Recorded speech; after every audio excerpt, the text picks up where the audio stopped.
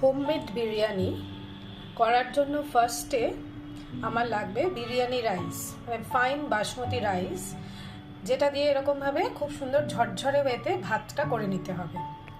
ভাতটা যখন চাল দেওয়া হচ্ছে তখন তার মধ্যে কিছু তেজপাতা, বড় এলাচ, দারচিনি, লবঙ্গ, ছোট এলাচ আর একটু স্টার অ্যানিস, এগুলো দিয়ে ভাতটা হয়ে গেলে পরে আমি একদম সঠিক সেদ্ধ ভাতই নামাই।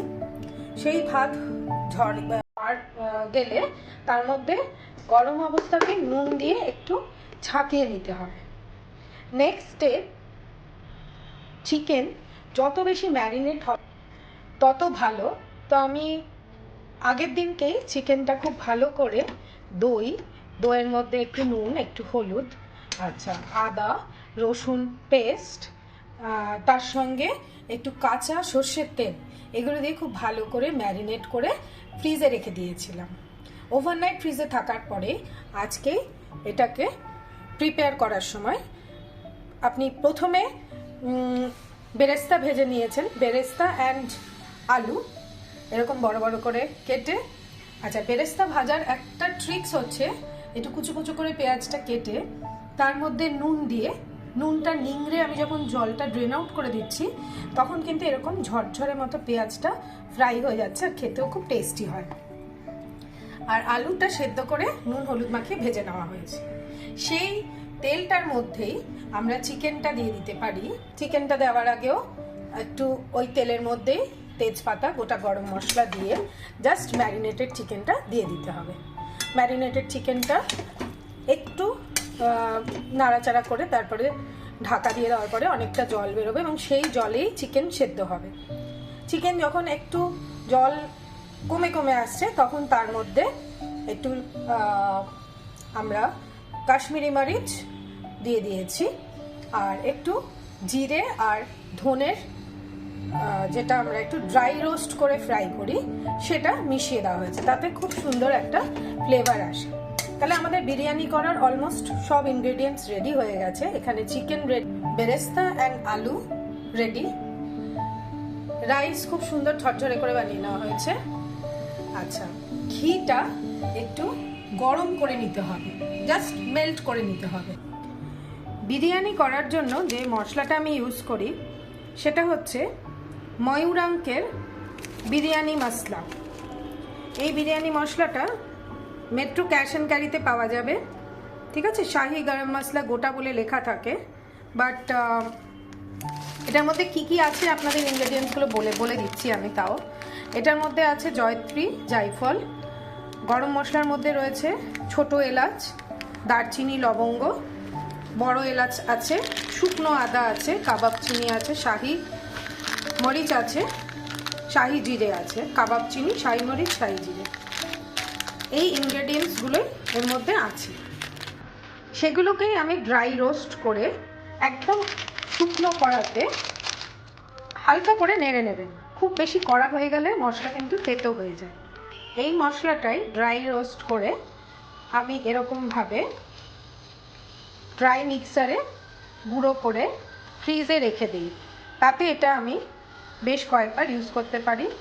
স্মেল অ্যান্ড ফ্র্যাগ্রেন্স এভরিথিং খুব ইনট্যাক্ট থাকে। এটার সাথে আমি একটু মিশিয়ে নিই হচ্ছে এভারেস্ট শাহি বিরিয়ানি মশলা। এটাও আপনি যে কোনো দোকানেই কিনতে পারবেন। তো এইটা একটু বেশি থাকে পরিমাণে আর এটা একটু কম থাকে। তার সঙ্গে থাকে কাঁচা লঙ্কা, এটা চিড়ে চিড়ে নেওয়া হবে। আর আমি ইউজ করি একটু অল্প, একদম লাস্টে রেডি হয়ে যাওয়ার আগে কেওড়া ওয়াটার। এবার চলুন প্রিপারেশনটা দেখে নিই। বিরিয়ানি প্রিপারেশনের জন্য এরকম হাঁড়িতে একটু ঘি গরম করে রেখেছি, সেই ঘিটা দিয়ে গ্রিস করে তার মধ্যে আমরা নিচে তেজপাতা সাজিয়ে নেব, তাহলে কি হিটে ওটা নিচটা লেগে যাবে না।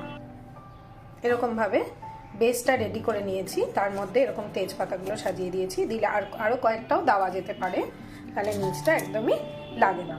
এটার ওপরে এবারে আমরা লেয়ার বাই লেয়ার ভাত, আলু, বেরেস্তা, চিকেন আর মশলা সব কিছু লেয়ার বাই লেয়ার সাজাবো। এভাবে আমরা বিরিয়ানিটা রেডি করে নিলাম। ভাতের ওপরে ভাতটা অলরেডি আমার নুন দেওয়া আছে, তো আমরা ঘি দিয়ে নিলাম, স্পুনে করে ছড়িয়ে ঘি দিয়ে নিলাম। তার মধ্যে আপনাদের বলেছিলাম এরকম দুটো মশলা আমি মিক্স করে দিই, তো অল্প করে একটু মশলা স্প্রিঙ্কেল করে দেবেন।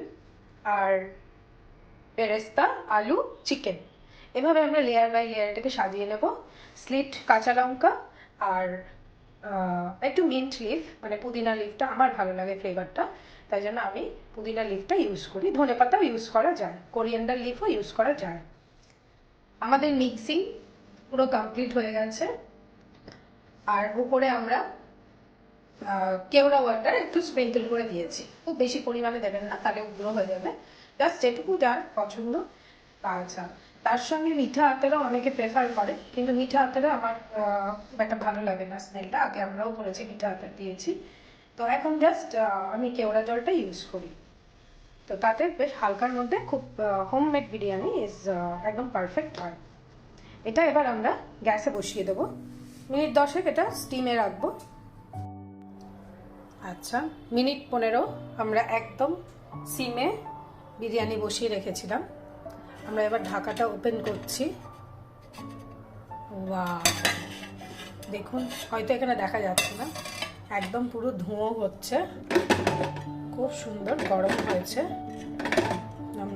দম হয়ে গেছে, দম বিরিয়ানি যেটা বলে। বাট আমরা এই প্রসেসে বানাই and it is really delicious. খেতে খুব ভালো হয়, অসাধারণ হয়, বাচ্চারাও ভীষণ ভালোবাসে। রিচ দোকানের মতন ওরকম হয় না, বাট টেস্ট আরও বেশি ভালো হয়। খুব নিজে থেকেই বলছি, মানে ইট ইজ সার্টিফাইড। আমার এখানে যারা বিরিয়ানি খেয়েছে প্রত্যেকে ভীষণ ভালো বলেছে। Thank you for watching.